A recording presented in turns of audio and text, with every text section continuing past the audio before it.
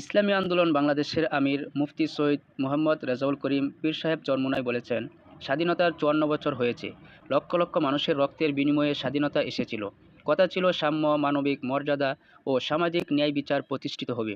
কিন্তু বিগত ৫৪ বছরে যারাই ক্ষমতায় এসেছে তারাই দেশকে দুর্নীতিতে চ্যাম্পিয়ন করেছে। হাজারো খুন, গুম, হাহাকারে সৃষ্টি হয়েছে। টাকা পাচার করেছে। এখন এই অবস্থার পরিবর্তন করার সুযোগ তৈরি হয়েছে। সেই সুযোগ কাজে লাগাতে হবে। পীর সাহেব চরমোনাই বলেন, যারা ক্ষমতায় থাকার জন্য বিদেশিদের দাবিদারি করে, যারা ক্ষমতায় থাকার জন্য হানাহানি করে, জুলাই অভ্যুত্থানের পরে তাদেরকে আর সুযোগ দেওয়া যাবে না।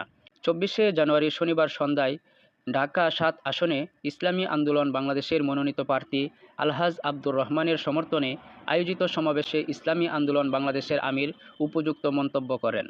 ঢাকেশ্বরী মন্দিরের পাশে আব্দুল আলিম খেলার মাঠে আয়োজিত সমাবেশে পীর সাহেব চরমোনাই বলেন, আমাদের রাজনীতি মানুষের কল্যাণের জন্য, দেশের জন্য ও জাতির জন্য কাজ করে যাচ্ছে।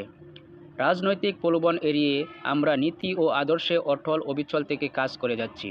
ইসলামের জন্য একক ভোট বাক্স নিয়ে আপনাদের কাছে হাজির হয়েছি। যারা ইসলামকে ভালোবাসেন, যারা দেশের কল্যাণ চান, যারা চান বাংলাদেশ বিশ্ব দরবারে মাথা উঁচু করে দাঁড়াক, তারা হাত পাকা প্রতীকে ভোট দিন। কথা দিচ্ছি, হাত পাকা বিজয় হলে স্বাধীনতার প্রত্যাশা পূরণ হবে, জুলাইয়ের আকাঙ্ক্ষা বাস্তবায়ন হবে ইনশাআল্লাহ।